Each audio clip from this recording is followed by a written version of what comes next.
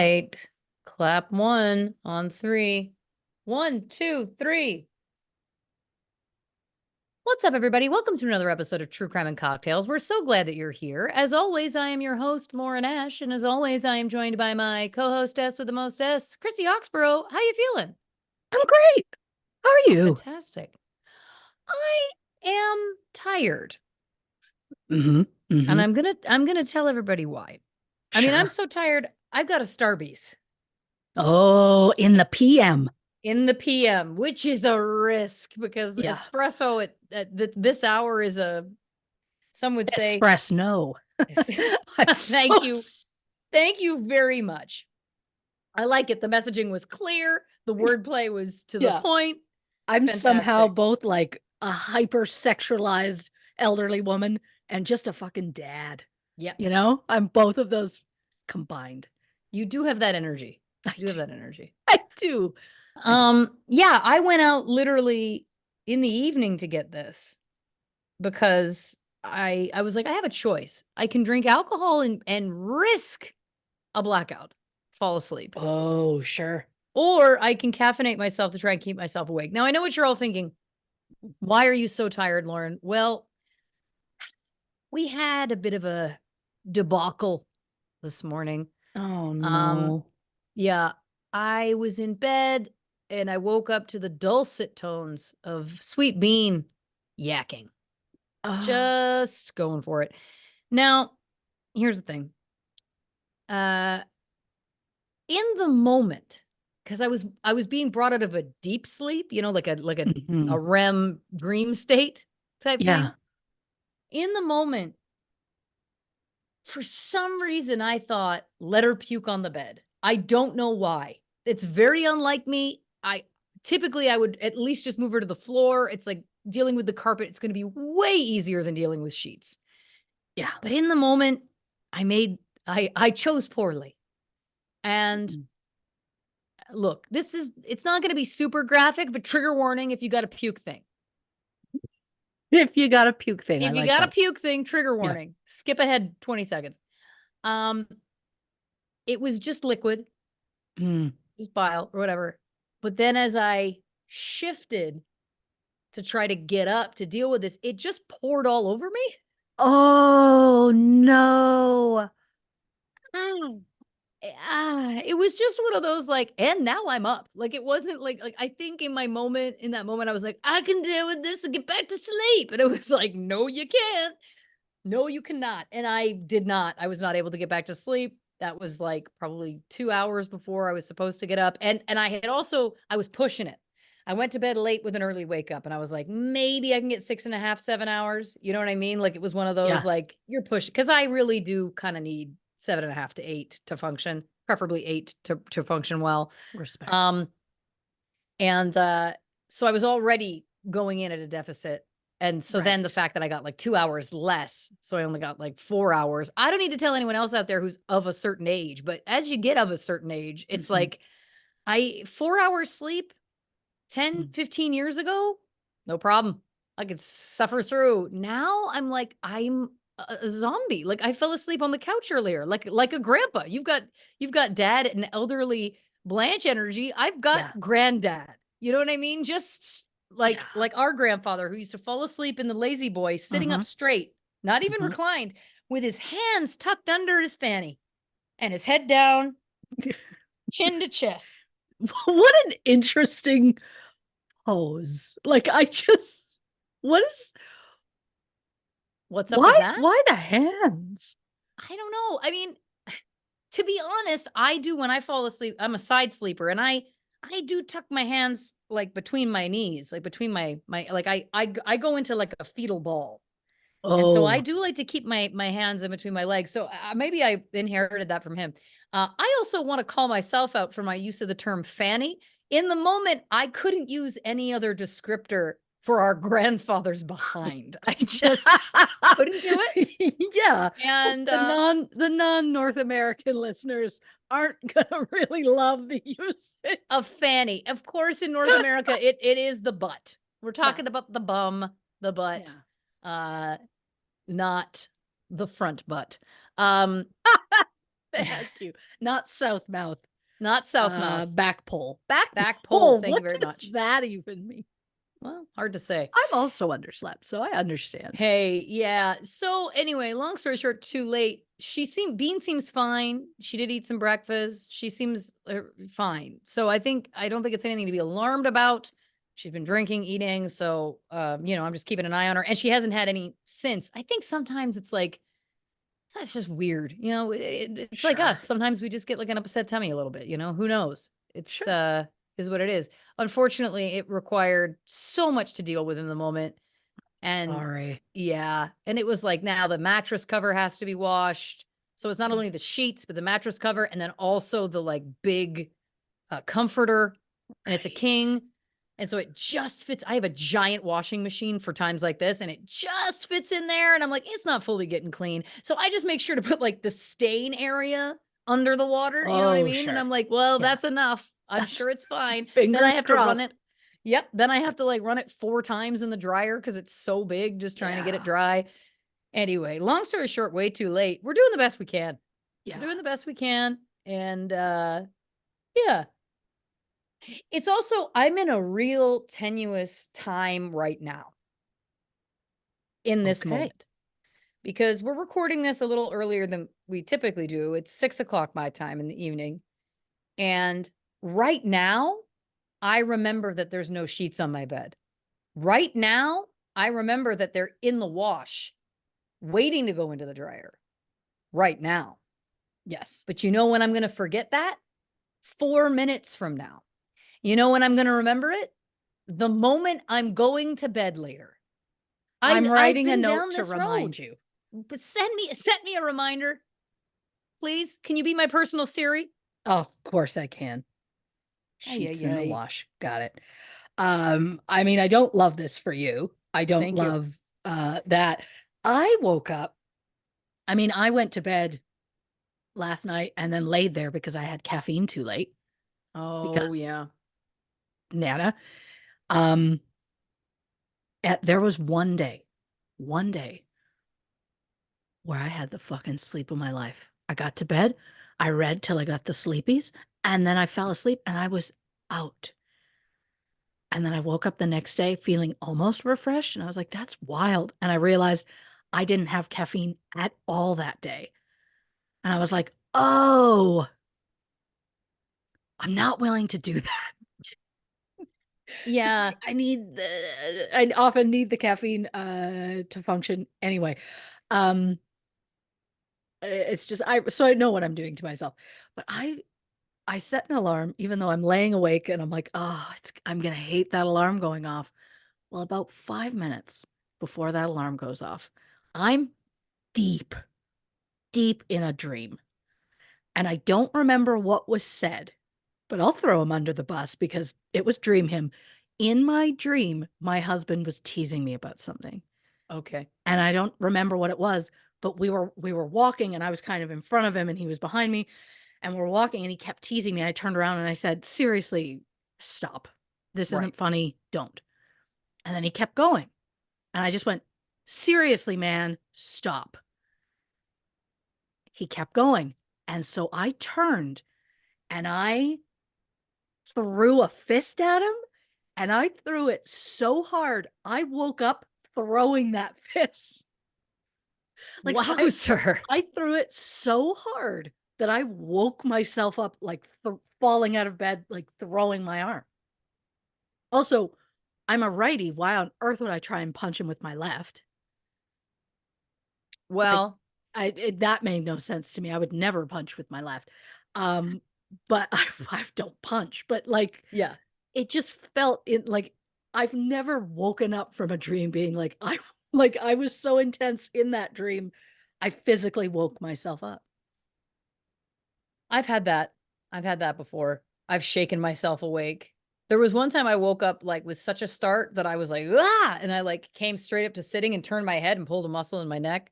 Oh yeah, Yeah. I've had that. And that was like in a moment of scare in a dream or whatever. Of course. Yeah. Yeah, listen, I don't know what he was saying to you in that dream. I don't know what he was doing. And listen, violence is never the answer. But all I'm saying Well, is that Dream You has a different set of standards. You know what I'm saying? well, when I told him the dream, he also told me violence isn't the answer, and I said that maybe some people just need to learn to shut their yap. It's like maybe that's the thing. I'm not mad at him in person for something that happened in a dream, but I was just like, yeah, yeah, I could see him being teasy to a point where I'd be like, I am going to punch you. Yeah. But I've never, I mean, I've thrown a punch in my life, but I've never thrown one so hard that like it was just my full body moving out of the bed. And I woke up and I was like, holy hell. I'm curious if I would have connected in the dream. I feel I wouldn't have. Because I feel we were far enough apart. But My question yeah. is, when have you thrown a punch in life? Oh, there have been like alcohol fueled post bar situations. You're getting into fights? How did I never know this?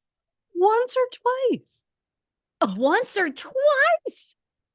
Uh, No bigs. It's no bigs. That's the thing. People think that I'm the bad one. People think that I'm the bad influence. I'm the naughty one. She's the good one. And let me just tell you, folks, we both contain multitudes. Okay. We do. So We there you do. go. In my defense, which I don't feel like I need a defense, You but in don't. my well, if we got caught, we would have literally needed defense. Um, in my defense, I was defending someone else's honor because a drunk pile of shit was talking shit to somebody that I was with as we were walking past, and she let it go. I did not. Right. So I have a history of not liking people that push. Yeah. Uh, uh, I come by it honestly. Yeah. But yeah, Yeah. violence isn't the answer. I'm not saying No. those, I mean, those weren't full on brawls or anything. Were there other full on brawls? No, Okay. no, All right. Listen, I mean, no. I'm just curious. There were Again, never this brawls. It was always just like the most was like some shoving, attempting to like throw a punch and it didn't work out. Although I did have a hockey player try and teach me how to properly throw a punch at one point, so I'd be prepared. we've lived many lives, you and I. Yeah. Yeah. I love it. Listen, hey, again, it's always nice to learn something new about someone you've known your entire life. Yeah. Yeah, look, I guess what we could say is hockey's always been there. Whether Yeah. whether I knew it or not, Yeah. it's always been in my soul. Yeah. It's always been in your soul and in your fists. There it is. There Yeah. it is. Yeah. Yeah. Yeah. I mean, I've never like I'm not a bruiser. I've never like A bruiser. I've never, you know, had like bloody knuckles or a bloody nose or anything. Like I've never caused anybody damage. Oh, fantastic. Thank God. Thank God. Someone has fallen into the pit of not being seen as the good girl and is desperately clawing her way out, is what it sounds like to me. What I'm hearing is Mm. a little someone I remember who said a quote that's in our vernacular, which is, I got in trouble for that. Oh, yeah. I Yeah. feel like that was like one Mm. time Christy got in trouble for something when we were like preteens, and then she walked back in the room and like James Dean, it was like if she had she like flicked a collar as that like popped a collar even though there wasn't one there and was like, I Yeah. got in trouble for that. It's always stuck out in my mind. Um, what I'm saying is I think pound for pound, if we're writing it Yeah. down on paper, Yeah. I feel like you might be the bad girl. Oh, when you're when you become legal age and you're a prairie girl, it happens. Yeah, listen, it's not a judgment. I think it's great. I just think we're defying people's expectations. Oh, yeah. Yeah. We came into this and people were like, "Ah, she's like a boring stay-at-home mom, whatever, and it's like, "Oh, but the life I lived before I stayed at home." Well, also, I don't know that anyone said you were boring. Oh, I'm sure I've said it. That's That's what what we well, call in the now therapeutic arts a projection. and now anybody who might consider calling me boring might be too afraid to.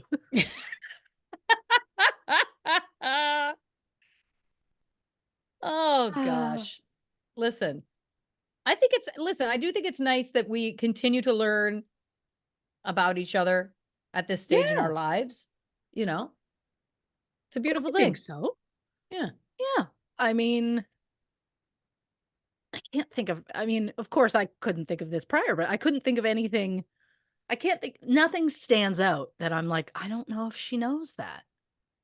Like, I think everything else feels like, "Oh, yeah, I'm sure she knows that." Yeah. Yeah. I don't think there's gaps. I don't think there's gaps. What I like is that, for you, being bruiser adjacent, like getting into something, leaving the bar wasn't headline news. Sure, Wasn't headline sure. news when we were chatting, when we were jib That is jabbing. true. First of all, bruiser adjacent. I am obsessed with that.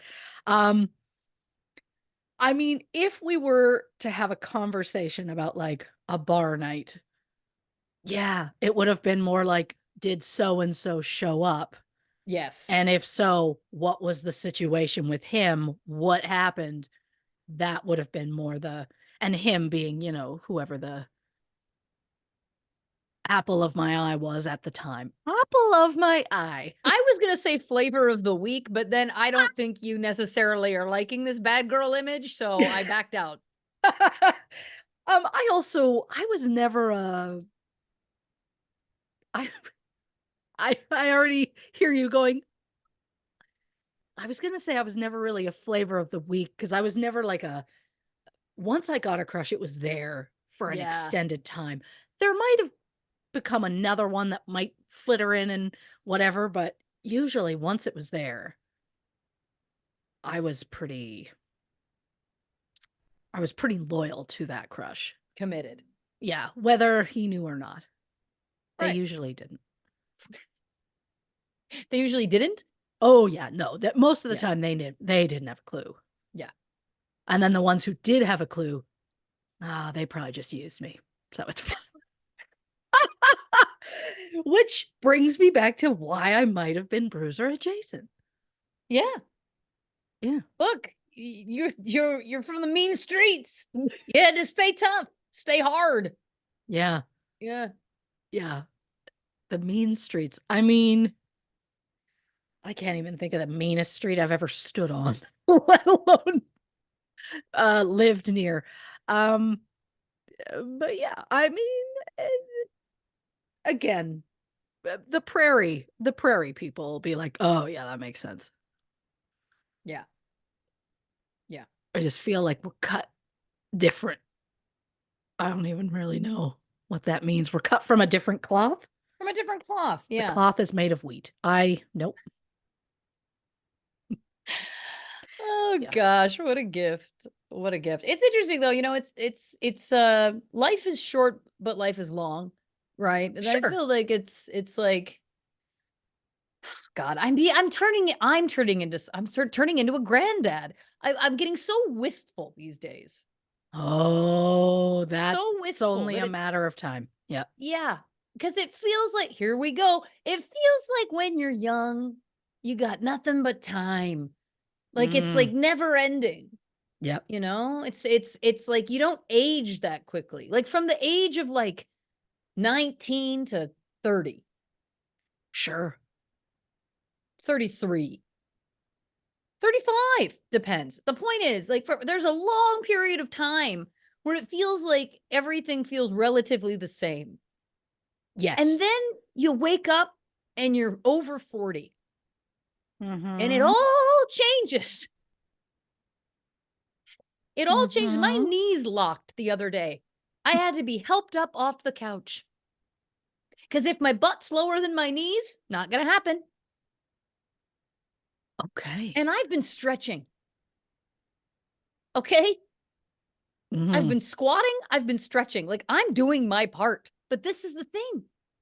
It turns on you. Because Oh, what yes. I've realized is that back in the day before modern medicine, we'd all be dead by now. Wow. People back in the 1800s, 1700s, whatever, they never felt their bodies fall apart. They were dead by 38, right? And there would be like the one old person in town that like managed to make it past, whatever, 45. Sure. And and they were like the wise old sage that everybody's like, "Oh, old man Peterson." Why did I pick Peterson? There's so many true crime adjacent people with the name Peterson. Well, how how do you suppose old man Peterson survived so long? True crime adjacent. That's right. That's right. The thrill kills. Yeah. Um, anyway, my point just is that when I think back to our time together in Yeah. our late teens, early 20s, running amok, Oh, yeah. running amok. Um, yeah, what a simpler time. I have memories of us like going to a bar somewhere near you and then like walking home in like a snowstorm. We weren't Yeah. dressed for it. No. We weren't dressed for it. No. Um, I remember at your bachelorette party where you switched shoes with a man. That was the same bachelorette party Yep. that a man came up to me and said, "You're the most beautiful woman in this bar." And I said, "Thank you so much." And he said, "Would you like me to take you over there to the bar, stand with you while you order yourself a drink?" And I said, "No, thanks." Like, I'm good, Romeo. Yeah, I'm good. that was brutal. I can't defend that man because No. wow. Um, what I love about the gentleman whose shoes we exchanged, um, the next day, I had no memory of that man's face, Yeah. no memory of it whatsoever, just nothing. And to this day, I absolutely remember a guy there and trading shoes with him because he was like, "Oh god, those shoes look uncomfortable." And I was like, "Give him a shot." Um, and we even took a picture of the two of us because we had traded shoes, but whoever took the photo, it cut the guy's face off. Like it cut him off at the head. So we don't know what his face looks like to That this was the day. weird because when I think back to him too, I remember like his lower jaw, and that's it. Because yeah, the only photo we had was like maybe teeth down. Yeah. Yeah. I mean, oh god, I've got to find that photo. Yeah. Um, it just kills me. It's just so, so funny because what are the odds that it's like, God, I just can't place what his face looks like. Well, thank God we got a photo. Well, we didn't really get a photo. Yeah, exactly. Exactly. Uh, Oh, yeah. Memories. Yeah, there was just I feel like so many of my memories of us being young were in weather. And oh, I'm not talking sure. little kid young. I'm talking like late teens to mid 20s. There was like always a snowstorm. There was one in Toronto too. After we went to the Hard Rock, which rocks hard, Oh, we there was a snowstorm walking home from there. There was the time we went to the Warped Tour and got rained out. oh, yep. Remember? Yep. And we watched the used and then we stayed a little bit longer. Then we were like, let's get out of here. 'Cause it was Yeah, like we a showed up mud for what pit. we wanted. Yeah, Yeah. we saw who we wanted to see, and we would have stayed longer, obviously, but it was so miserable. And Yeah. it wasn't warm enough. It was like, Yeah. it was just that miserable cold. You're soaked to the bone. You're standing like knee deep in mud. And I think we were both just like, we're too old for this. Here, isn't that the joke? We thought we were too old for it 20 years ago. Yeah. Yeah. Like I often think of like, oh God, what's even the last concert I went to? Oh, I guess the last concert I went to would have been Foo Fighters. Right. Prior to that, I don't know. I think it was Metric, and we walked in and went, "Oh my god, thank God there's chairs." 'Cause it was like, "Oh, thank God we get to sit for this." Yeah. But then, of course, Emily Haynes, aka lead singer of, Metric, was all like, "Everybody up," and she's just this free spirit, beautiful person that was like, "Everybody on your feet," and I was like, "For, like, the whole time? Because 'Cause I'm like sitting down for an evening is a favorite pastime. Yeah. I also like That's sitting. The problem is that yeah. I have trouble getting back up. That's the unfortunate uh, I mean, I wanna say there were signs all along, Mm, like, just one time, like, your knee does, like, a something weird, and you're like, "Oh, that's weird," and you just kind of put it in the back of your mind, and then one day your knee does something really dumb, and you're like, "Oh, this has been a long time coming," but it feels like it comes out of nowhere, yeah. where all of a sudden joints aren't working out, and, like, I had a delivery today. And as I was standing up, I put my foot on the ground, and as I, like, came up, every bone in the top of my foot cracked. And I was like, "This is gross." And um, the when I answered the door, I'm very familiar with, that particular delivery guy, and so as I'm signing the thing, I went, "You ever had every bone in the top of your foot crack?" And he goes, "One of those, huh?" And I was like, "Yeah." Yeah, all right, see you next time. Like, that's the relationship we have where I'm just like, "Yeah, this is how it is." I mean, but that's just because he doesn't know I'm bruiser adjacent. Yeah, listen, I didn't know that you were bruiser adjacent until today, so I'm relieved to know that your relationship with this delivery man isn't closer than my relationship with you. That's good to know. That's reassuring. To find out that it's like, "Oh, I've been telling all my secrets to the Purolator." Really have secrets. I don't feel like I do. I don't know. If I have them, it's because I just straight don't remember them probably, Yeah. because my memory is terrible. Speaking of memories, Yeah. I saw a post recently and it threw me 7 ways from Sunday, and I don't even fully understand what that means. But somebody posted a picture of an emoji, and they're like, "Hey, remember this emoji?" And I was like, "I absolutely do." And they're like, "Didn't exist."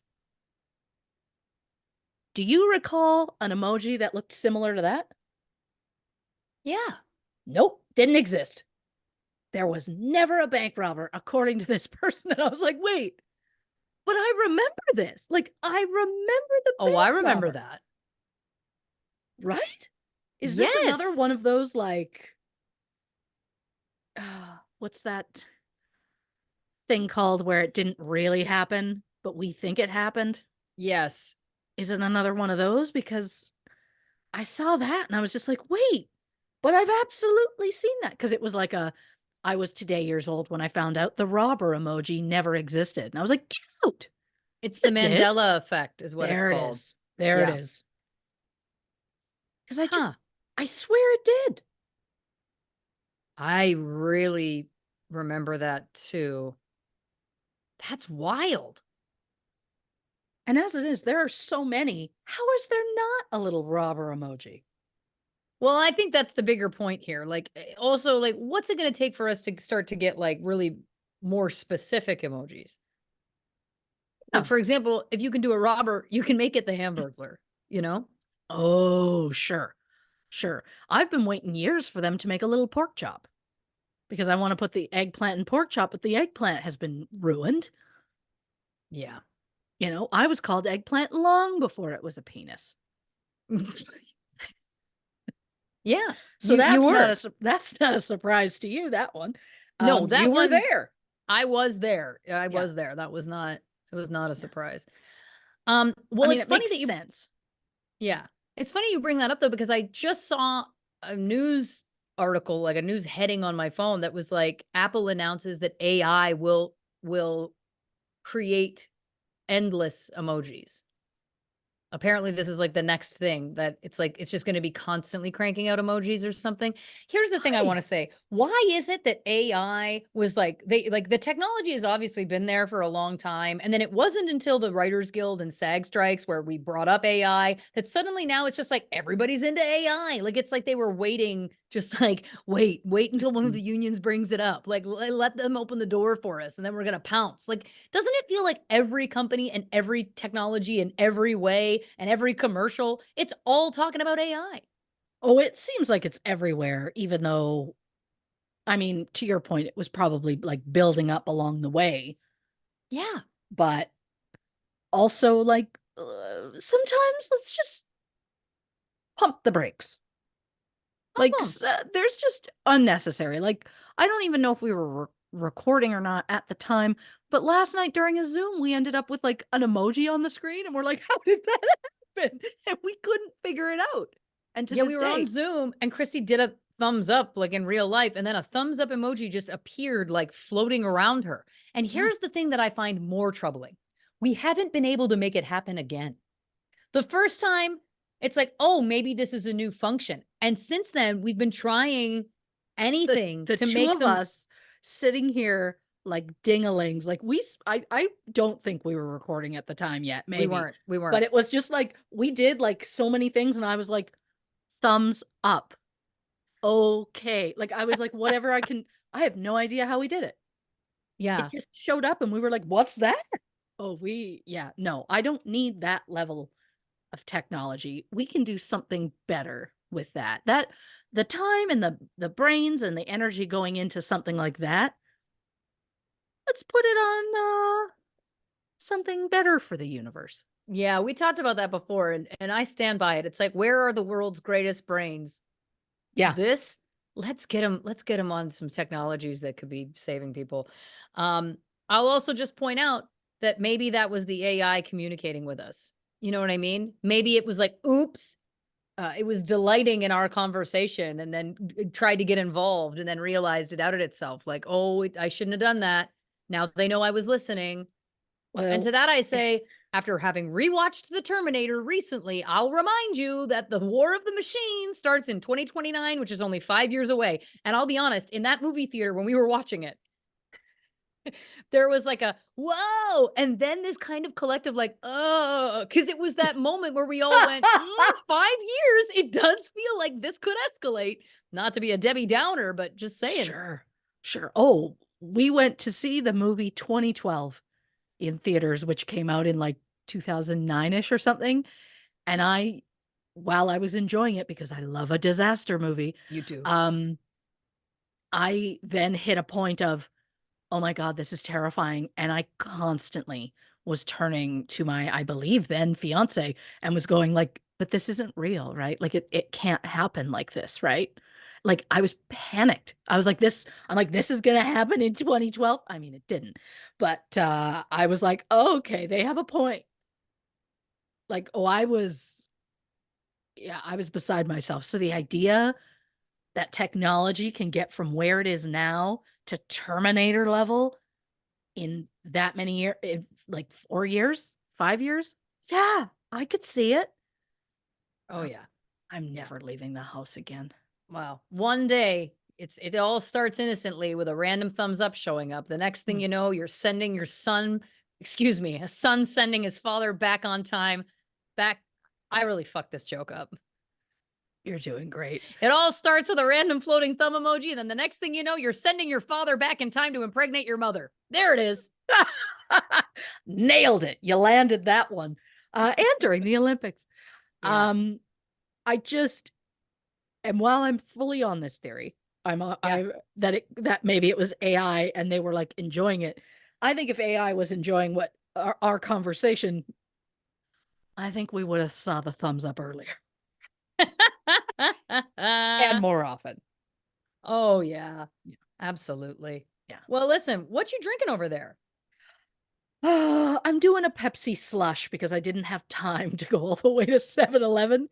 Today's been a day Listen, I get of it. just not having time.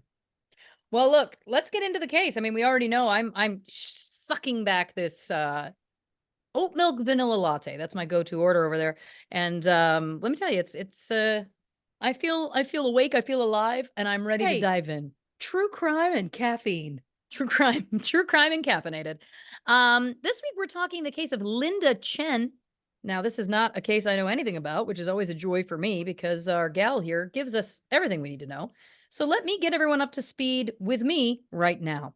In 2009, 32-year-old Linda Chen went missing during a night out with friends. Linda's fiance, Matt's Alm, went to the police station devastated and begging them to help. But those who personally knew Matt's said that he was calm and almost cheerful after Linda's disappearance. When police started to zero in on Matz as a possible suspect, he mysteriously disappeared, only to return 3 days later with an absolute whopper of a story.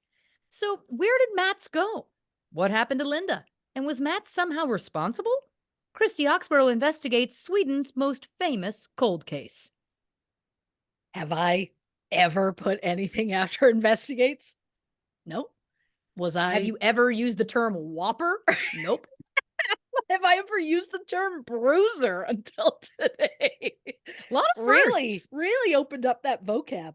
Um, it was just more. Uh, I was so hell bent on of pointing out it's like the biggest cold case, and I was like, I have to put that in there somewhere, and it just didn't fit anywhere. So I shoehorned that in. Ah, I so liked it. disclaimer, as we do, this episode will contain mentions of intimate partner violence, so trigger warning for those who need it. Now, in direct contrast to the last two episodes that had so much information, I split it into multiple. Today's episode suffers from a lack of Mm. information. I'm not sure if this case ever made headlines outside of Europe, but a lot of details are missing, like specifics of the backgrounds of the people involved. I have done my best to compile and translate everything that I could find, so we're all hoping for the best. Linda Chen was born in China in 1977. A few years later, her parents had a son, which went against the one child rule that China had in place at the time. Right. The rule, which was meant to help control population growth, was introduced in 1979 and discontinued in 2015. But since it was under the rule at that time, Linda's parents had technically broken the law, so Linda and her brother were sent to an orphanage in the Philippines, Oh my which God. feels extreme Can it at just be a best. fine? Yeah, Well, first of all, like, I don't want it to exist at all, by the way. Like people should be able to do whatever they want to do. But again, in this it feels like a big leap. oh yeah, 100%. It just feels like dudes overreacting. Yeah. I've said what I've said. So when Linda was 15, she was granted refugee status and she immigrated to Sweden, where she lived in a children's home run by Ino Johansson, who became like a second mother to Linda. People close to Linda described her as someone desperately wanting to be loved and constantly searching for a safe, loving environment. Throughout her 20s, Linda was married twice. No specific details are known, but it was stated that neither marriage lasted long and that both ended following allegations of domestic abuse. During one of those marriages in 1999, Linda had a son named Alexander. Family said Linda loved her son but chose to let him live with his father following their divorce. Linda had dreams of becoming a nurse and one day gaining full custody of her son.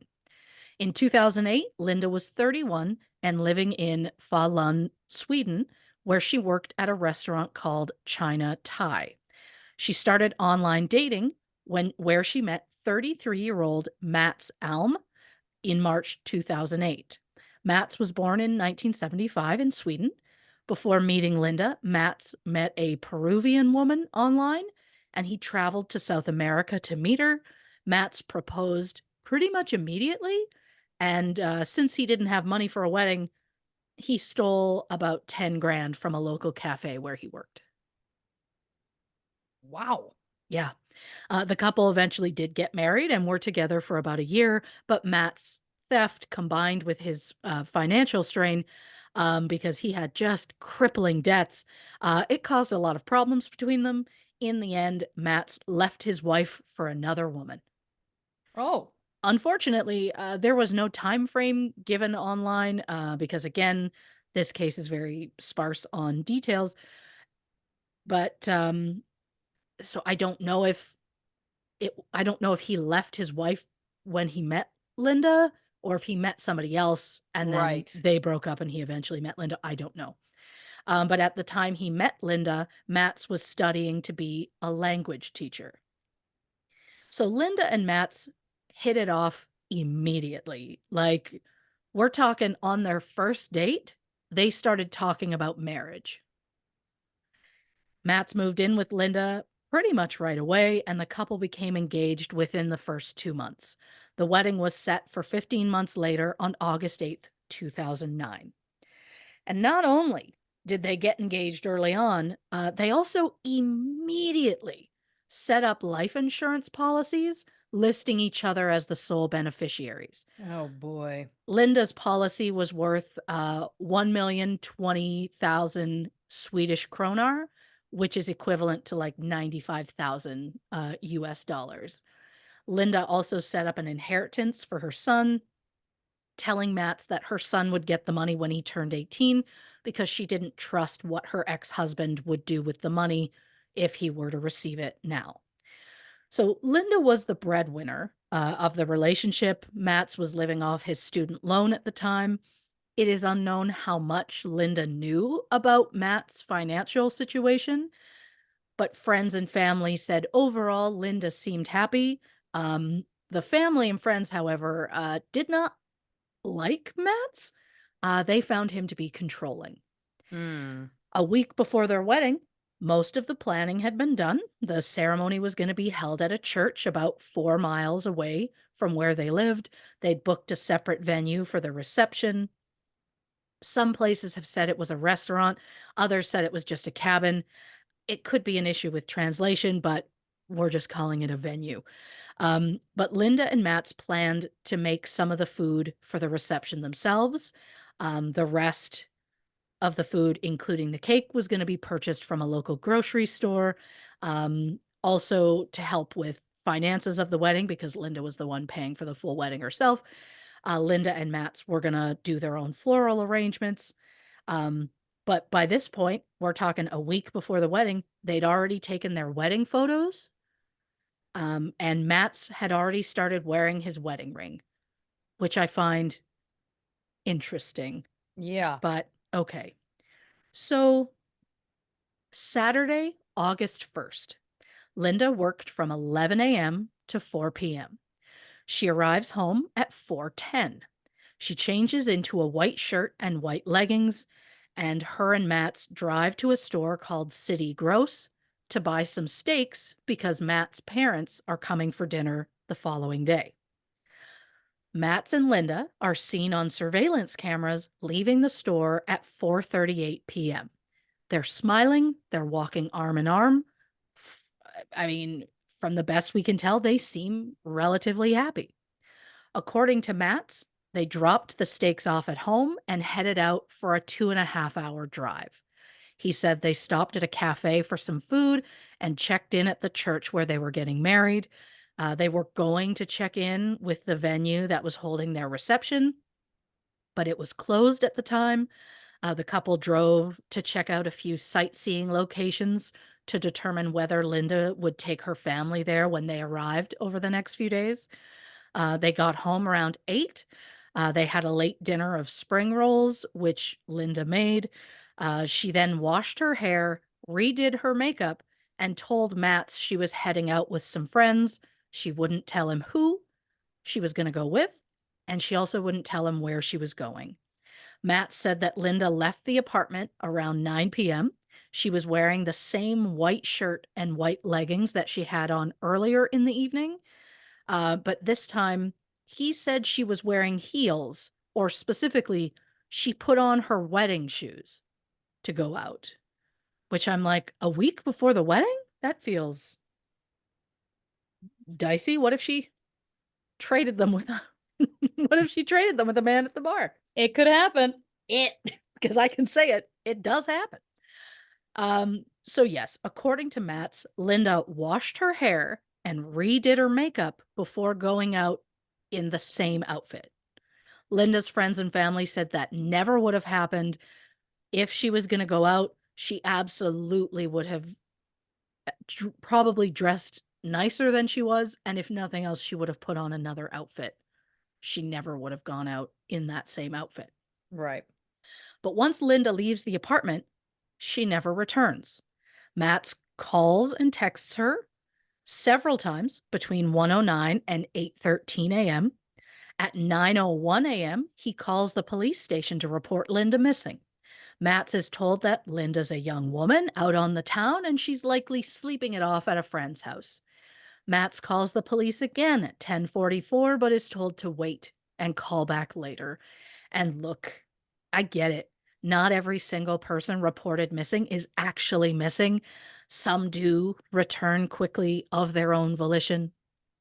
However, wouldn't it be great if every single case was taken seriously with even potential time wasted, as opposed to wasting time not searching for someone who genuinely needs to be searched for? I get that there's an issue of time and available officers. We just hear so many stories where the police were notified and essentially went like, "Meh, they'll be fine." And then it turns out they weren't. It would just be helpful right away if someone, could have contacted Linda's friends to find out who she went with and maybe even track her phone. I get that that's a violation of her privacy, but like if she had not been missing, but if I were to go missing and someone was like, "We're going to track her phone," if I'm in trouble, track my phone. And if I'm Yes. not in trouble and I'm pissed at you for tracking my phone, what was I doing that I couldn't respond to the multiple texts and phone calls I was getting? My point is, Yes. yeah, track me if I'm missing, is the point. So at 1:03 p.m., Matt contacts Tony Chen, one of Linda's coworkers. Tony says he didn't know where Linda was and he had not seen her the night before. Matt then calls Linda's cell phone 8 more times between 1:30 and 4 p.m. At 4:02 p.m., Matt calls police again and they finally agree to file a missing persons report and they interviewed Matt for the first time. He told them about Linda going to work, them stopping at a grocery store, and then a very detailed account of their 2.5 hour drive, which included the cafe, the church, the venue. Matt said that he last saw Linda leaving their apartment around 9 p.m. He said when she left, she was wearing a white top, white leggings, and heels. Matt said he didn't know who she was going with or where she was going. Matt then suggested police look into Tony Chen, Linda's coworker, because Matt believed that Tony was the friend Linda went out to meet. So investigators checked out every detail of Matt's story. They could corroborate that Linda did in fact work until 4 that day and Linda and Matt were at the grocery store at 4:38, but police were unable to find anyone other than Matt who saw Linda at any point after that. No neighbor saw Linda return from the grocery store. No one saw her leave the apartment at 9. Matt's claimed they stopped at a cafe along the river and had some food. And while there was a charge on Matt's credit card for that exact cafe, the charge was from July 30th, which is 2 days before they allegedly went. Oh boy. Matt's then said they went to the church where they planned to have their wedding, but no one at the church saw Matt's or Linda that day. Then he said they drove to the venue where the reception was going to be held, but it was closed. But the venue staff said not only were they open that night, but that night they were hosting a family reunion with 60 people. Matt's claimed they arrived home at 8 p.m. Someone logged on to Matt's computer at the apartment at 8:20 p.m., But no neighbors saw Matt's or Linda arrive home, and no one came forward to say they saw Matt's or Linda at any point during this lengthy drive. So the last visual proof that the police had of Linda was her and Matt's leaving the grocery store at 4:38 on August 1st. Linda didn't show up for work on Monday, August 3rd. That same day, Matt's posted on Linda's Facebook page, quote, "Linda, where are you?" Then he goes to a local newspaper and asks them to run a story about Linda. On August 6th, police finally spoke with Tony Chen, Linda's coworker. Tony said he and Linda had never hung out outside of work. He said he wouldn't even consider them friends. They were just workplace acquaintances who spoke who had a friendly banter while at work, and that was it.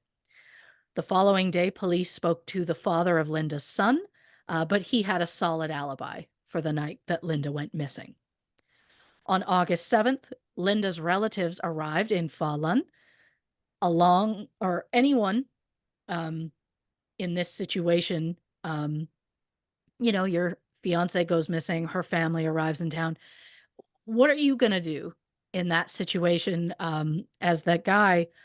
I mean, I guess you're just going to be a good host and you show them vacation pictures from your recent vacation to China, and then you just show them around town and do some sightseeing. Um, but the one thing he didn't do was tell them that Linda was missing. Oh boy. Yeah. Eventually, of course, they did find out. I couldn't find how they found out. But once they found out, they immediately joined investigators with like a public volunteer search. Um, when they hit a dead end, they reached out to a psychic, but Linda was nowhere to be found. On August 17th, Matz started a job as a Spanish teacher at a school in Borlänge. He was described by colleagues as a happy, upbeat person. No one at the school had a clue his fiance was missing. The news of Linda's disappearance finally makes the front page of the local newspaper. I know, who had cared for Linda when she first arrived in Sweden as a teenager, said she learned about Linda's disappearance from the paper. Ino was shocked that Mats hadn't contacted her because Ino and Linda were very close. When Ino called Mats, she said he sounded almost cheery on the phone.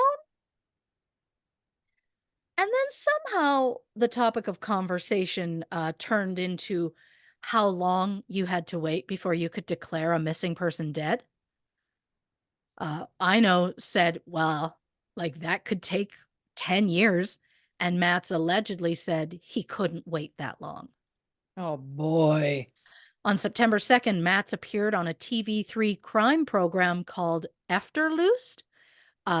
Mats held up Linda's wedding dress and begged for Linda to return home. Unlike his phone call with Ino days earlier, Mats appeared to be devastated. He did other TV interviews, including one where he just openly said he believed Linda was dead.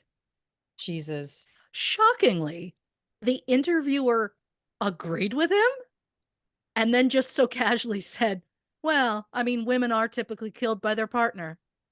And just let it hang there. I like that. I mean, statistically speaking, they're not wrong, but I Yep. was just impressed by the boldness of bringing it up. But after seeing Mats on TV, a renowned Swedish criminology professor named Leif G.W. Persson publicly stated he believed Mats was, quote, guilty as sin, which I love. On September 15th, police contacted Mats and told him he needed to come in for an interview the following day. After receiving the news, Matt's colleagues said it was the first time they had ever seen him upset or anxious since he started working there 4 weeks earlier. On September 16th, Matts doesn't show up for his police interview. And when police go to Matt's apartment, no one's there. They contact the school where Matt's worked, but they hadn't seen him since the day before. Police put out an APB for Matts and even get newspapers to run his photo. but it just seems like Matt's elm has disappeared.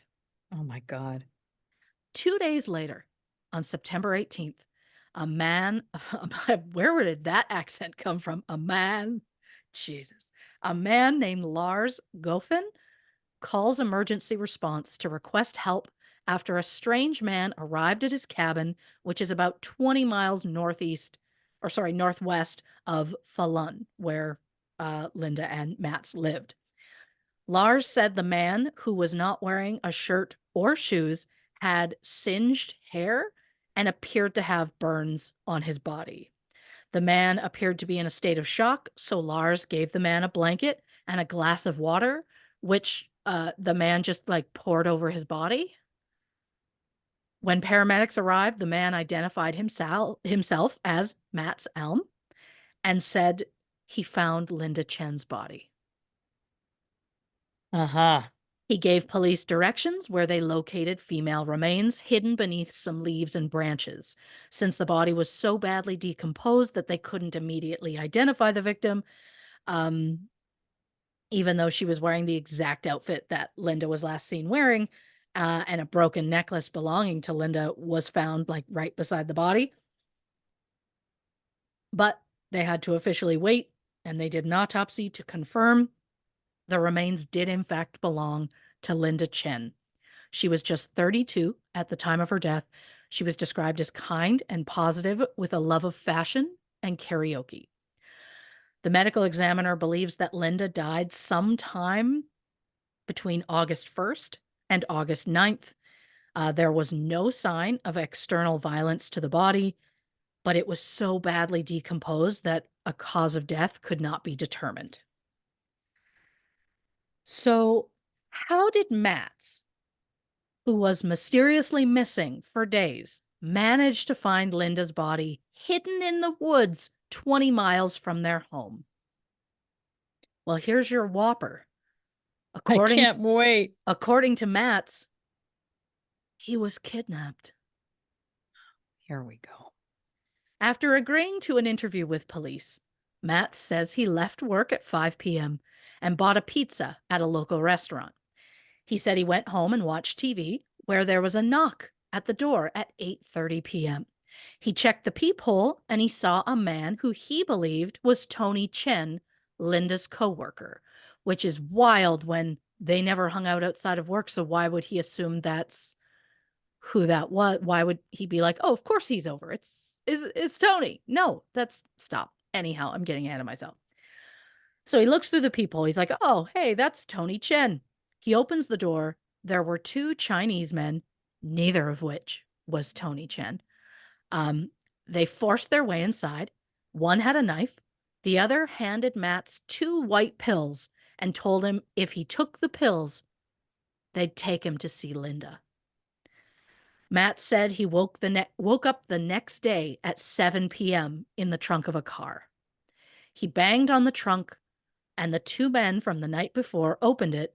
They asked where Linda's money was. Yes, specifically Linda's money. They didn't ask for Matt's money. They didn't ask for money in general. They specifically wanted Linda's money.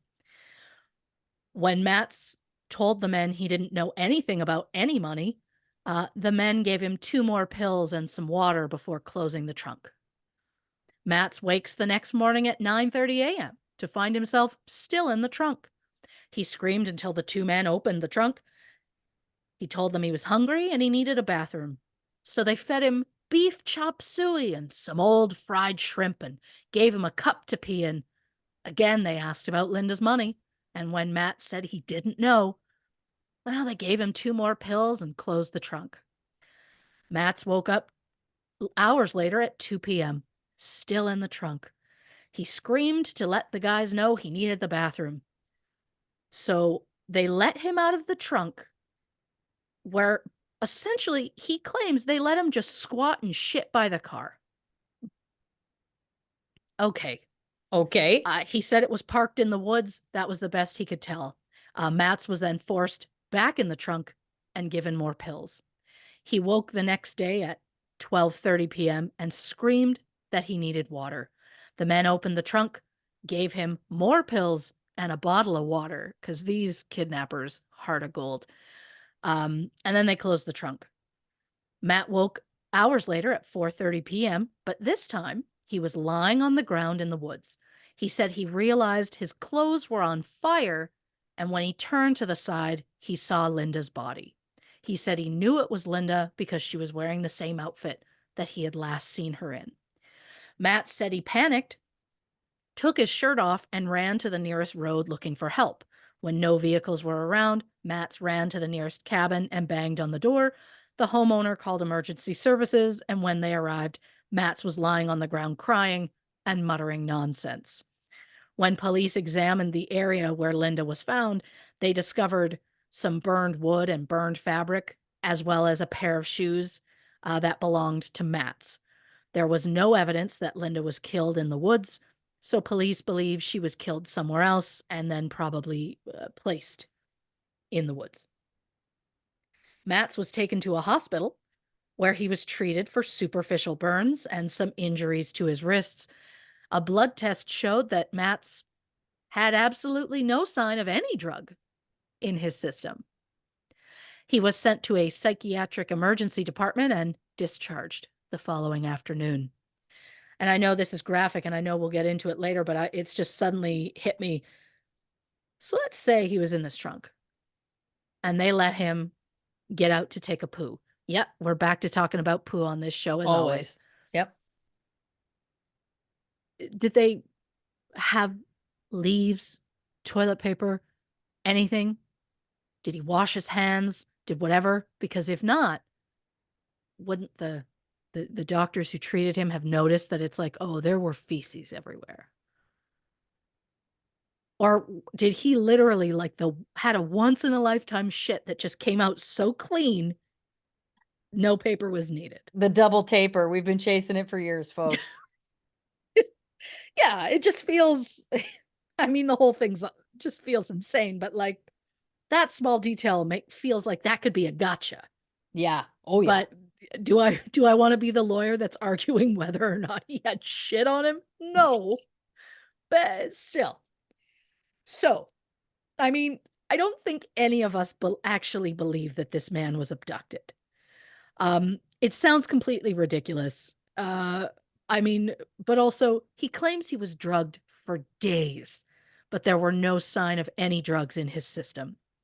Also strange, he claimed he was given 2 pills each time he spoke with his abductors, and yet the length of time that those pills caused him to be unconscious varied wildly. Like the first time they knocked him out for 22 and a half hours, and then after that, they only knocked him out for 14 and a half hours, and then the third time, they only knocked him out for 4.5 hours. It just feels like a lie. The police clearly agree. Matz was quickly detained on suspicion of murder. He denied any involvement in Linda's death and then suggested that the men who abducted him were probably members of the Chinese mafia. Oh, boy. Yeah. Matz also at one point got down on the floor to show police how he supposedly positioned in that trunk for 3 days. I'm going to post a picture of it on our socials because it is something to behold. And the fact that he laid down on a paper and like a grade school art project, they traced around him. The look on his face, he's such an oaf. Anyhow, I feel like I can say that still. I like it. So police were convinced that Matz had killed Linda, but they didn't have any physical proof. And since the autopsy couldn't prove that Linda, like, they couldn't prove any sort of cause of death, any good defense attorney could say, well, there's no proof she was even murdered. So soon after Matz was found, just know that came with massive quotation marks because I don't believe that he was abducted. Yeah.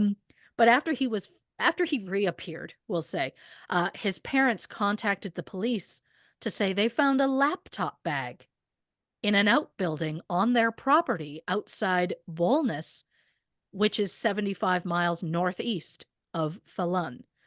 Inside the bag was Matt's laptop, his digital camera, a ring and necklace that Matt's often wore, cash, and a letter that had been handwritten by Matt's. In the letter, Matt's claimed he was tracking Linda's killers and said if he didn't make it back, he wanted his parents to know he loved them. He also said he was leaving these specific items behind for safekeeping and then apologized. For what? No one's ever said. And even though the letter was proven to be written in Matt's handwriting, he absolutely denies writing it. Mm. The digital camera had a selfie of Matt's and photos of several areas throughout Stockholm, which is about 138 miles southeast of Falun.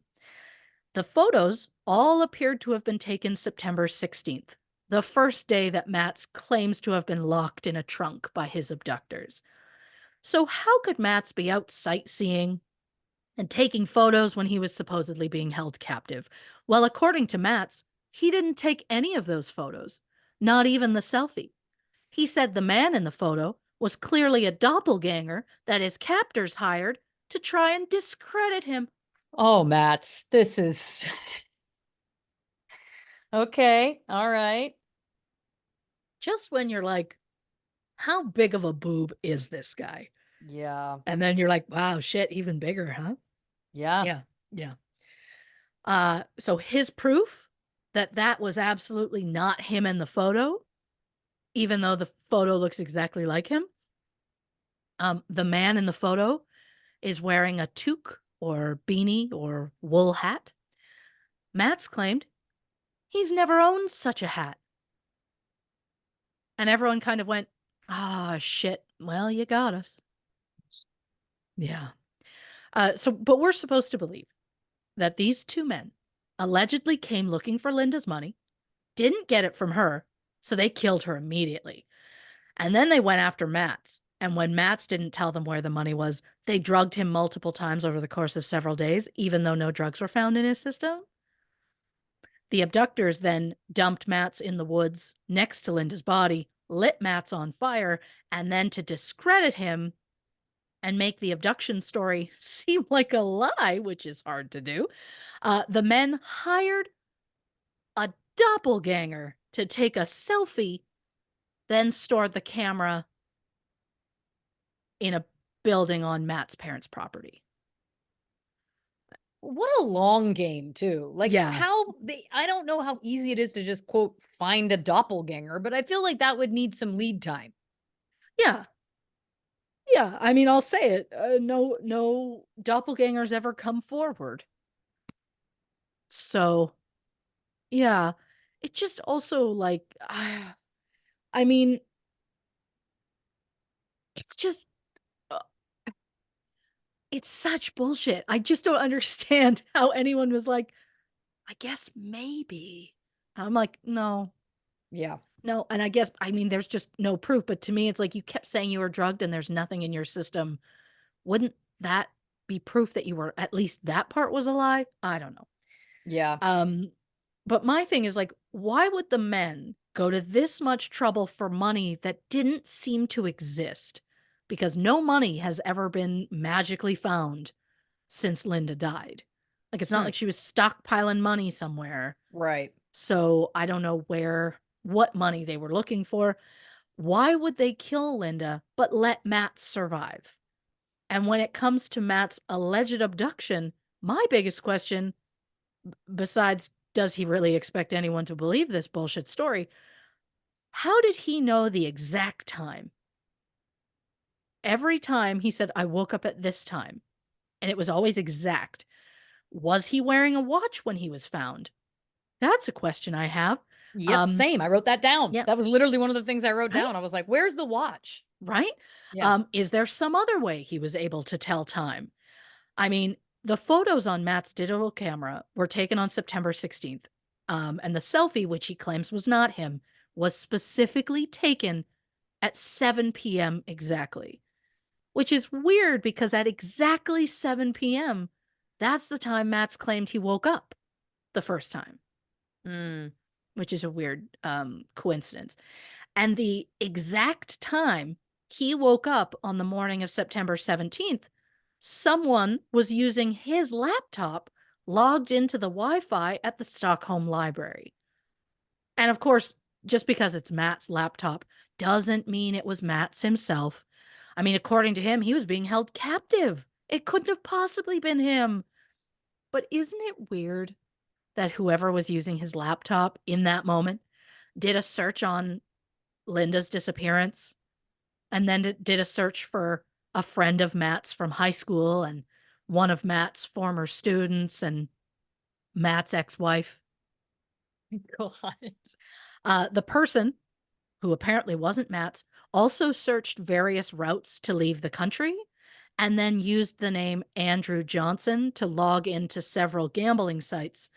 Um, every single one of those sites, Matt's did have an account Uh-huh. at those sites. We do not know what name he was using on those sites. Um, and then when Matt's woke up in the trunk at 2 p.m. that day, at that exact time, someone was connecting Matt's laptop to the Wi-Fi on a bus in Stockholm. And several witnesses, including the bus driver, said they saw a man who looked just like Matt's using a laptop on the bus at that time. Probably that doppelganger, though. Yeah, of Uh, course.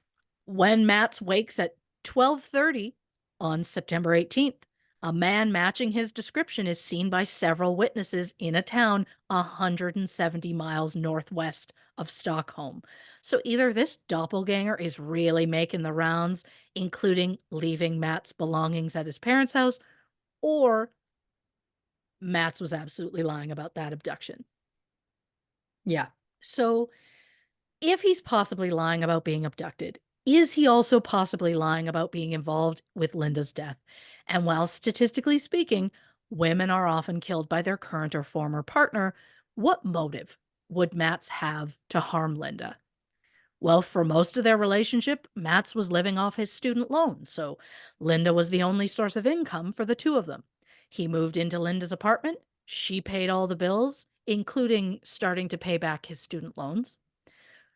Linda also gave Matts money whenever he needed. Throughout the 16 months of their relationship, Linda transferred a total of 10,000 kronar to Matts, which is equivalent to about like 925 US dollars. In June 2009, Linda and Matts spent a month in China so that Matts could meet Linda's family. Linda paid for the entire trip, and while they were gone, Linda discovered her account was overdrawn because someone with access to her account had taken out a large sum of money without her knowledge. Mm, Um, it is believed that Matts was the person who took the money out because he was the only one besides Linda with access to that right. account. At the time of Linda's death, Matt's bank account contained 1,000 kronar, which is equivalent to about 93 US dollars. He was the sole beneficiary of Linda's life insurance, which was worth about 1,000,000 kronar. So not only would Matts inherit that insurance money, but Linda's death means, well, Matts would also get the apartment and anything in it. So, did Matt's debt start to drag him down and he decided to kill Linda to better his financial situation? Or is it possible that Matt's and Linda got into some sort of argument and Linda's death was an accident? Linda paid for the entire wedding. To keep costs down, they were going to do flower arrangements and some of the cooking themselves, and then the rest of the food was being ordered from a local grocery store. Well, apparently, it was Matt's job to order that extra food, but by August 1st, he still hadn't, Ooh. even though the wedding was a week away. So, is it possible Linda found out about it that night? They got into an argument. Maybe Linda threatened to call the wedding off, and Matt's just snapped. Police believe that while out on a drive, Matts and Linda got into an argument, and Matts strangled Linda before placing her body in the woods. And while I could see it being something that happened in the heat of the moment, I question Matt's actions after the fact, like how when Linda's family arrived in town, he took them sightseeing and showed them vacation photos instead of, telling them Linda was missing. And during the sightseeing tour, before they knew she was missing, he took them to a cabin which was less than a mile from where Linda's body would later be found. Uh-huh. Matz was arrested on suspicion of murder, but investigators realized that without a cause of death, they couldn't guarantee that Linda was murdered at all. So Matz was then charged with manslaughter and desecration of a body because they believed that he had moved her body after the fact. During the trial in March 2010, Matz pleaded not guilty. And while we all likely believe he absolutely did it, all the evidence against him was circumstantial. It proved that Matz was a liar, but it didn't necessarily prove he was a killer. In the end, Matz was found not guilty of manslaughter, but guilty of desecrating the body. The court felt that Matt's abduction story was fake, and since he conveniently found Linda's body, they believed he must have known where she was in the first place. And since the body was covered with leaves and branches, that alone was enough that Matz was guilty of desecrating a body, so he was sentenced to 18 months. Linda's family, understandably, were incredibly disappointed by the verdict, especially since Matz being acquitted of her murder meant he was then eligible to collect her life insurance. Mm-hmm. But in a move that absolutely none of us saw coming, Matz chose to give all the money to Linda's son, which the child inherited when he turned 18. Interesting. Matz was released from prison in 2011. Due to his incarceration, he was no longer able to get work as a teacher. He started training as a welder. He said, or his friends said, that Matz plans to move abroad at some point because his face is so incredibly recognizable. But as of this record, it does appear he still resides in Sweden. The thing of it is, I still have some questions. How did Linda supposedly leave the apartment? Like, how did she drive to meet this friend? Did she walk? Matz claims that she walked and that he watched her walking. He watched her through the kitchen window and saw her walk down the road till he just couldn't see her anymore. Were Linda's purse or cell phone ever recovered? From the best I can tell, no. There was a post on Reddit, so take this with a grain of salt. Yeah. But investigators never found the phone, but were able to retrieve Linda's call log and messages, and there was nothing that indicated her meeting anyone that night. In fact, Linda had some sort of argument with her friend group in the spring of 2009, which caused her to distance herself from her friends. I assume the fight was about Matt's, but is it possible that he orchestrated the argument to isolate Linda away from her friends? If so, I mean, it could be a sign that maybe their relationship was abusive in some way. When Linda's body was found, was she wearing the black sandals that she was seen wearing in the surveillance video? Or was she wearing the wedding heels that Matt's claimed she was wearing? That's another question I have that I can't get an answer for. And finally, and this question is for the investigators. When Matz arrived at the police station to report her missing, and one of the investigators noticed a red marking on Matt's neck, why didn't they immediately take Linda's disappearance more seriously? Yeah. Why didn't they question Matz immediately? The officer in question was suspicious enough about the mark that he made a note of it, saying it was 1 to 2 centimeters wide and 2 to 3 centimeters high and on the left side of Matt's neck. When asked about it during the trial, the officer said, quote, "I thought about asking Matz what the redness was and possibly also asking if he'd be willing to have the redness photographed. The reason it didn't happen was Matt's agitated state. I also didn't want to lose his trust." Oh, great. So does that red mark mean that Linda tried to defend herself? Maybe a photo of that mark could have helped convict Matts of Linda's murder. But 15 years later, as of this record, Linda Chen's case remains unsolved. Reporting for this episode, Lauren, your sheets are in the wash. God bless you. Yeah. Oh, beautiful. Well, listen, I've got so much I want to talk about here, but let's take a quick break, grab a drink, hit the can, and we'll be back with more on the Linda Chen episode of True Crime and Cocktails. Right, clap two on three. 1, 2, 3. Welcome back to this episode of True Crime and Cocktails. We're, of course, discussing the Linda Chen case. I have so much to talk about here. Okay. First thing, unfortunately, that we gotta mention is Matt's had this incident where he stole $10,000 to get married. Mm. Unfortunately, to me, right there, it's like out of the gate, Matt's it's It's it's not looking hard. great. It's not Yeah. looking good because Yeah. that is extreme. Stealing $10,000 from a cafe is a Yeah. chunk of money. I mean, I don't know how popular the cafe was, but that's, Sure. you know, who knows what the details are there. But again, um, what's interesting to me also is that it was to get married, but then he left his wife for another woman.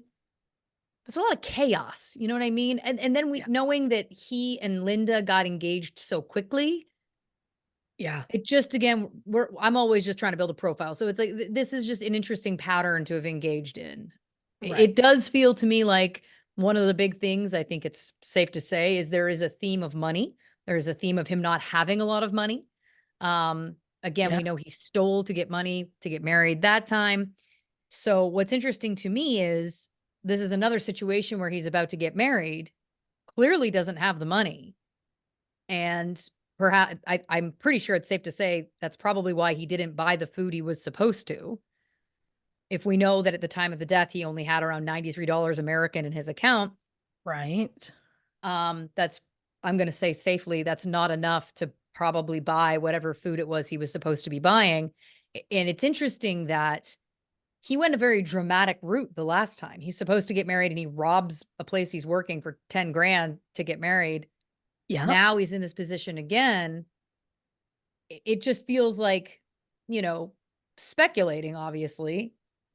He made a kind of a rash decision before. It's I would think, I mean, maybe it was pre-planned or whatever, but you know, a bold decision, let's put it that way, to rob somewhere to get the money. Now it's like he's kind of up shit creek again. He doesn't have the money to do this thing that he was supposed to do. Who knows how that escalates, right? Yeah. Um, the fact that he said on television that he thought she was dead, Yeah. from a psychologist hat point of view, this is the next strike in my book. Because Sure. if we know anything, having done this podcast as long as we have, loved ones who are bereaved, I don't think I've ever seen or heard of a loved one saying, I think they're dead that quickly, Oh, sure. Yeah, I right? get Like that. this is within a month, right? Like Oh, this is yeah. It was fast. fast. That's Yeah. pretty fast to like not have hope that you're going to find her, that she's going to come home. Like you just hear the stories of loved ones who have a missing a person. They're pleading, please come back, bring her back. You know, like these are the kinds of things that you hear. It's Yep. extremely atypical to be like, I think she's dead. Again, Yeah. not enough time had passed. If it had been a year, 2 years, listen, then perhaps you're just being pragmatic at that point. And I could see myself being pragmatic at that point and saying, for me, it's like, I'm pretty sure that this person has passed, which is awful, but you know what I mean? Oh, yeah. Um, but him It's saying, that I'm pretty sure she's dead that quickly mm, that's again, that's my second big red flag. Now, what's yeah. interesting is she left, she was seen with him 4:38 in the white top and white leggings. Yeah. They go back home, he says, and she puts on the wedding shoes to leave. Yeah. Couple things. One, it's before the wedding, wearing all white in your wedding shoes. I'm like, okay, well, that sounds like someone who's going to like a bachelorette party or a Interesting. right? That it's like she's the bride, she's Sure. wearing all white, she's going to put on her wedding shoes. Friend of the podcast, Leslie Seiler, did wear her wedding shoes the night before her wedding for a No night before kidding. dinner. And then as we were, stumbling back to a house for an after party, this is the day before the wedding, she goes to run through a sprinkler. Uh, I will say that I screamed one of the only times I feel I've ever yelled at almost anybody, but certainly at her. And I was like, stop sign, stop sign. It's like, you can't ruin these shoes. There's no time. But anyway, when you were Tomorrow, like, feel the joy. Now, exactly. no. No, Yeah. but when you were like, who wears their wedding shoes the week before the wedding? I was like, well, it can Yeah. happen. Yeah. But Look, anyway, I'm not a shoe girl. So, listen, yeah. yes, I get that. But the only thing that's interesting about this, if we're looking at this through the perspective that perhaps he had something to do with her death, then you raise a great question, which is what shoes was she found in? What shoes was with the Yeah. body? Because if he dressed her and then wanted to add the heels to like continue this ruse that it's like, oh, she was going out with friends, like a little mini bachelorette party or something, then I Right. could see the detail of the shoes. Here's what doesn't hold water for me. I don't care what relationship you're in, good, bad, or otherwise. If you're leaving the house at 9 o'clock at night, Yeah. I I'm gonna go out on a limb here and say, I think in the high 90 percentile, you say where you're going or who you're going with. Maybe Yeah. you don't provide both pieces of information to your partner, but from so many standpoints, from a safety standpoint, we're women. Like, Yep. she's gonna say, I'm going out with so and so, or I'm meeting friends at such and such. I'm not saying that it has to be like nitty gritty details, Of whatever, but course. one of those two details, I just find it very hard to believe that this woman wouldn't share. And we also know that he has a history of being controlling. So you think Yeah. he'd be okay with her just walking out of the house going, I'm not telling you where I'm going or who I'm going with? It's like he couldn't think of anybody in the moment. He spent so Yes. much time on his lie about being abducted that Yes. he thought that people would just that he could just gloss over like she left. Oh yeah, she didn't say who. It was probably that guy from work. They hang out all the time. They've never hung out. Like, So interesting that he's trying to pin it on this seemingly innocent Tony Chen. Like what how it's yeah. as though it's like that's the only name he could come up with. Oh, she's talked about Tony Chen before, It's right? almost Like like he showed up at her work at one point and saw them talking and was like, "Who's that?" yeah. And she's like, "Oh, that's Tony. We work together and whatever." And that it just got in his brain like a jealousy of like, well, they hang out. And it's like Yes. they're working. Yes. I oh, I yes, 100%.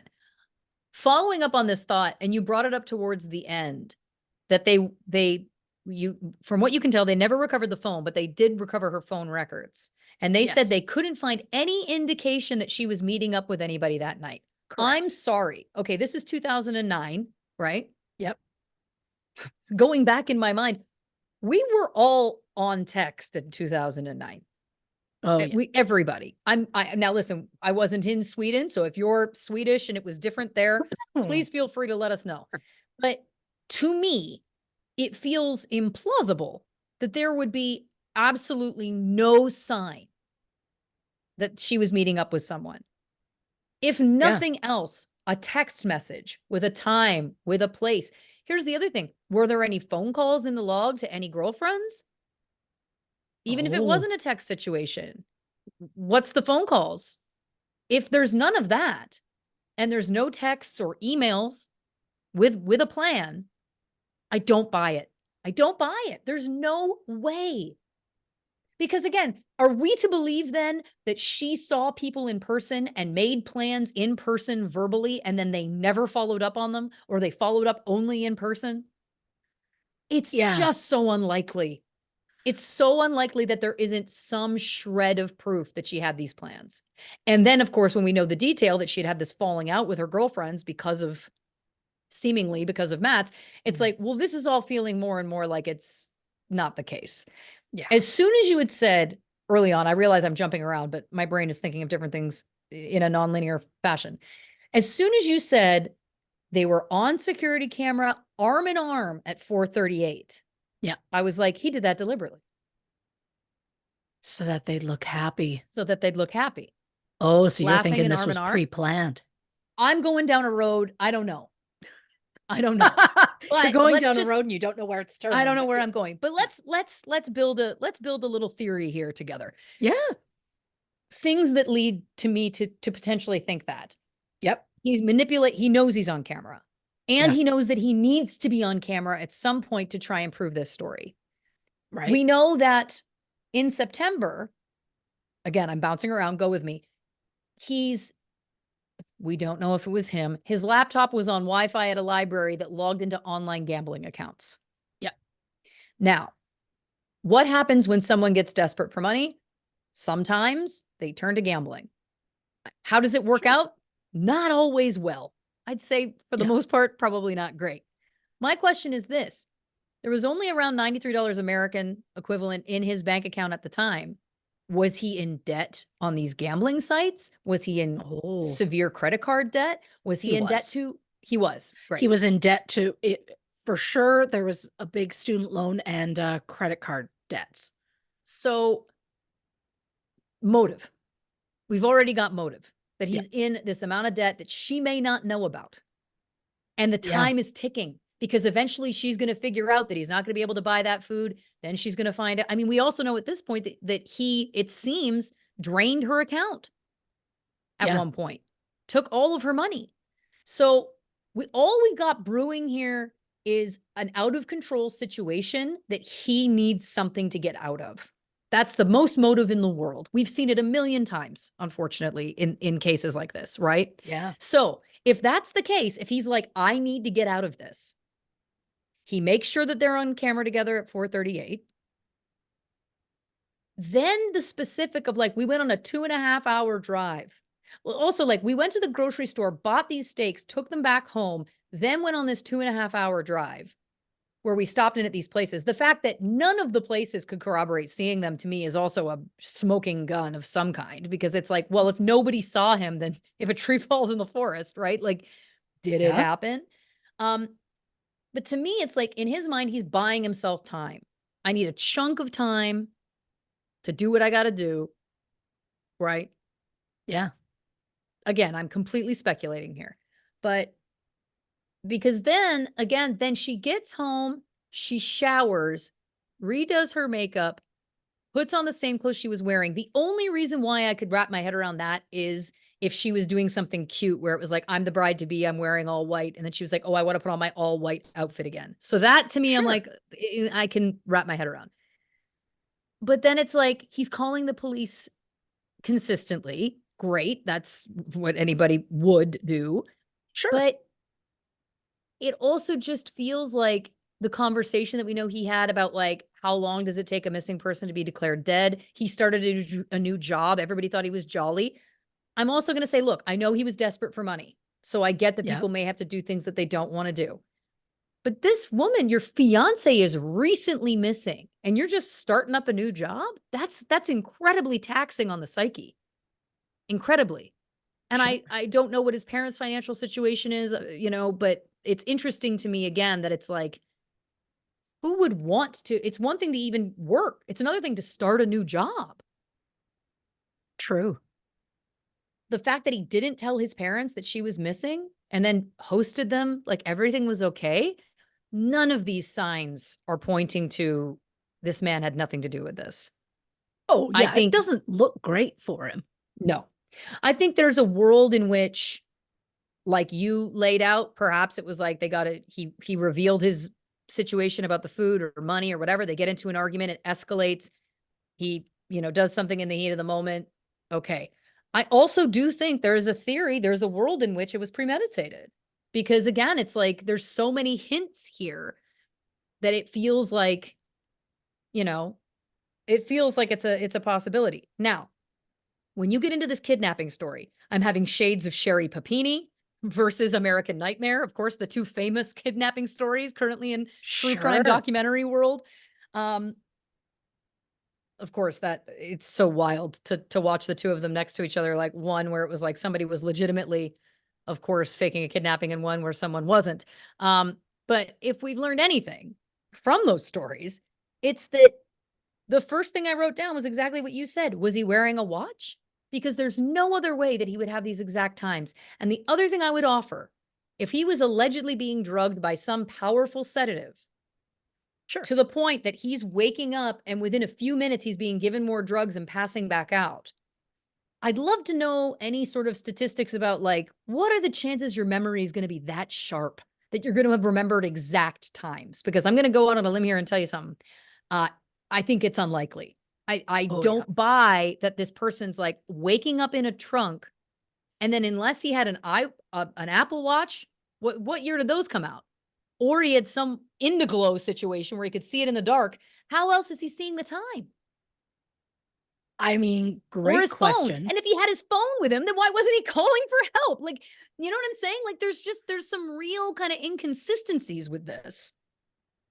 Then the detail that they're like, we've come for her money. What money? You've already laid out here that her bank account's been cleaned out before.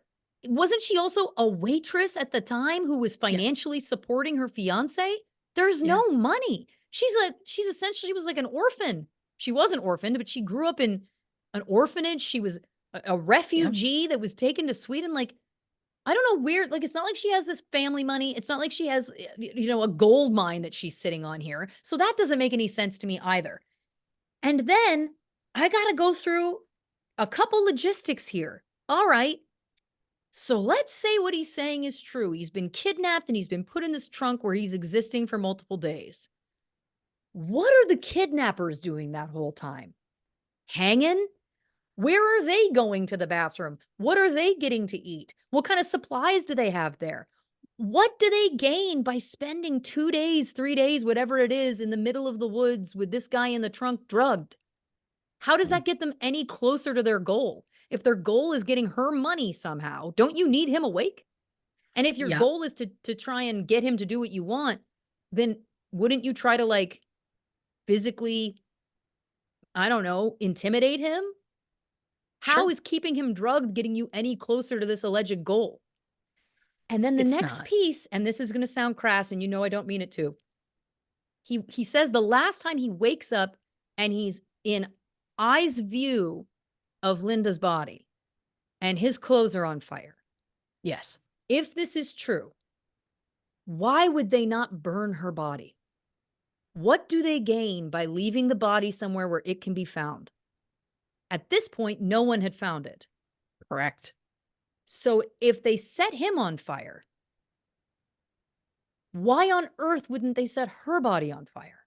And thank God they didn't, by the way. I'm not Of saying that. And course. by the way, we don't even know if these people exist. My point just is that it's like these are all these huge holes that don't make any sense in his story. Then, of course, we have all of the facts, which are time-stamped selfies on a digital camera, the letter Yeah. that was written in his handwriting, the fact that there was someone that matched his description on a bus when his laptop was logged into Wi-Fi on a bus. Like all of this is just like we can all agree that this was made up, right? Like this is just it's not Yeah. possible.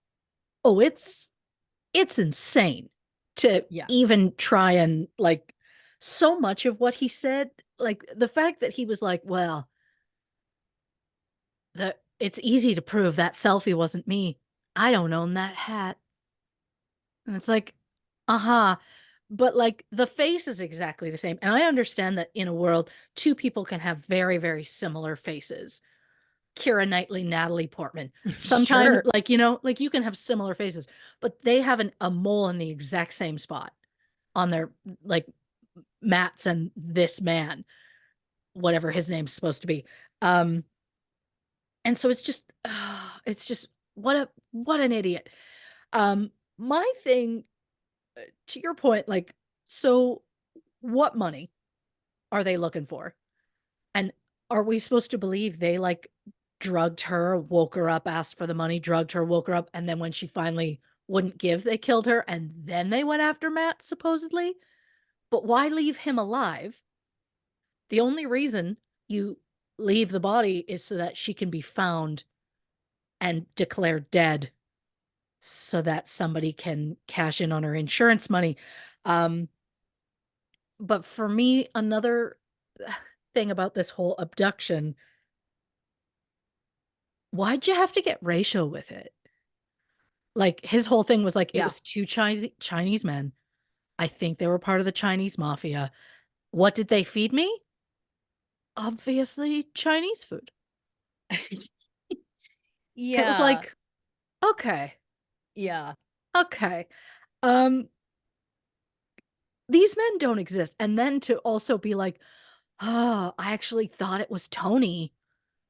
It turns out it was just another Asian man, and it's like, "Okay." Yeah, first of all, Jesus Christ. Second of Yeah. all, like, why would you ever admit that it was like, "Oh, I'm so racist that I really thought that this man looked like this other man and it wasn't that man, and I want you to know that." Like, what do you gain by giving that detail? Oh, I guess he's like maybe that was his justification for like that's why he opened the door to them or something, but even still, it's like it's not none of Yeah. it's good. And then the Yeah. other thing I have to say, you're gonna love this. The fact that he was able to cash in that life insurance money, but gave it all to her son does not, in my mind, exonerate him of having potentially committed this crime. I think at Oh, that no. point, he was like, I'm too deep. I've done jail time for part of this crime. Yeah.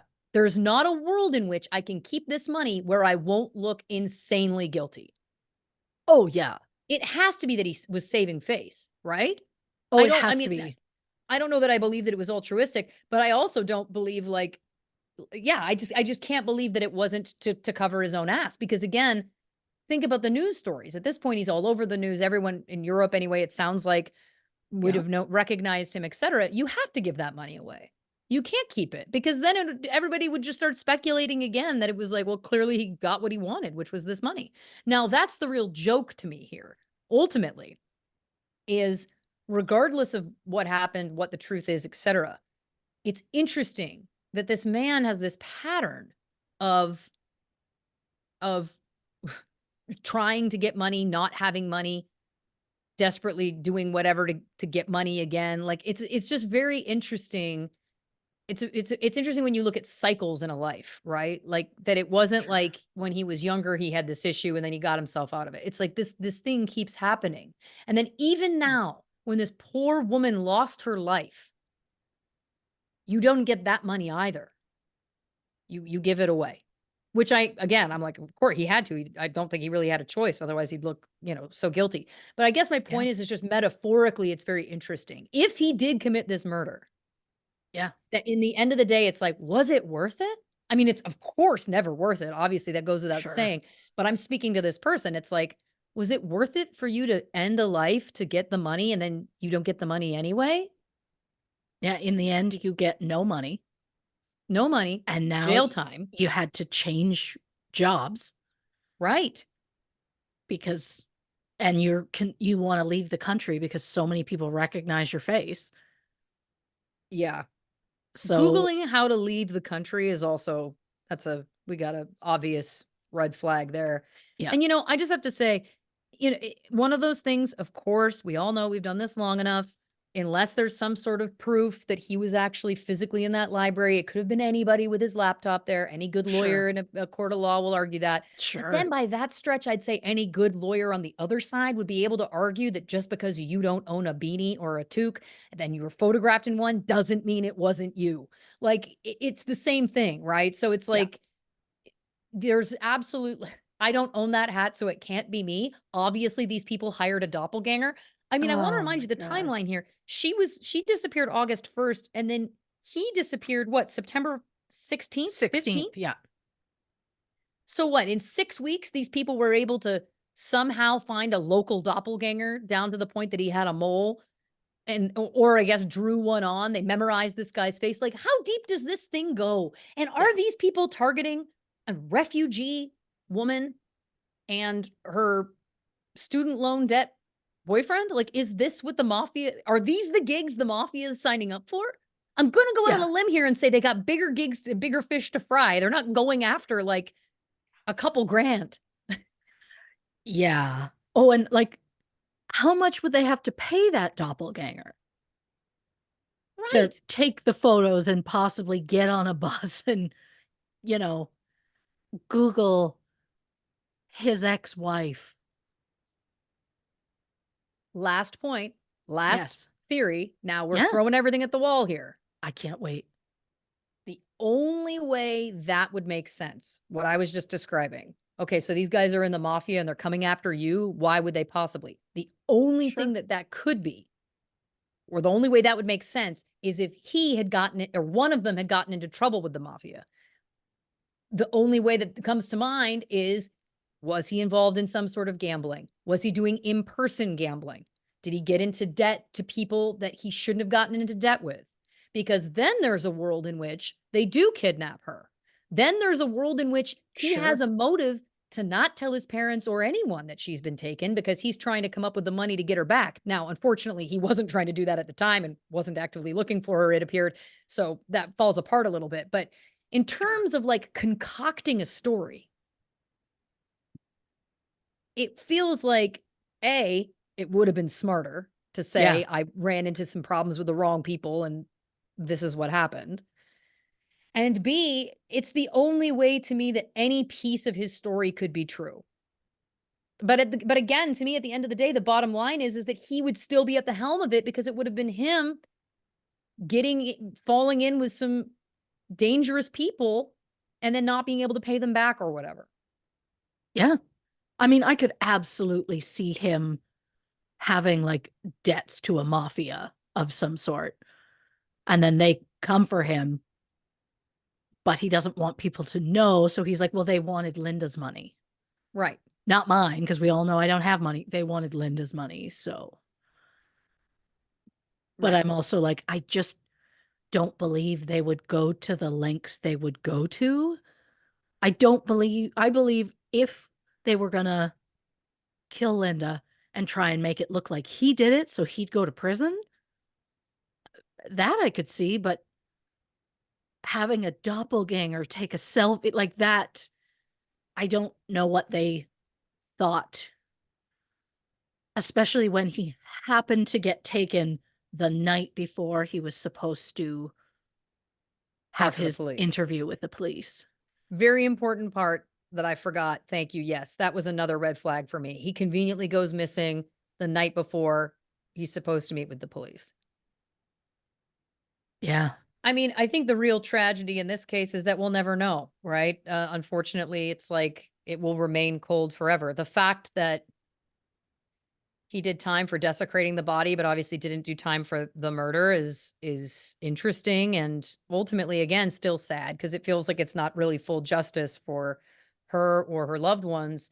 Um, that again, she was killed unceremoniously, and again, there will be kind of no closure because of the again the body being decomposed in the way it was, and all of the above. I mean, you never know. Yeah. There's always the possibility we hear all the time that like something comes up later, some new piece of something or what have you, but Sure. it just feels yeah, like a tragedy. Oh, 100%.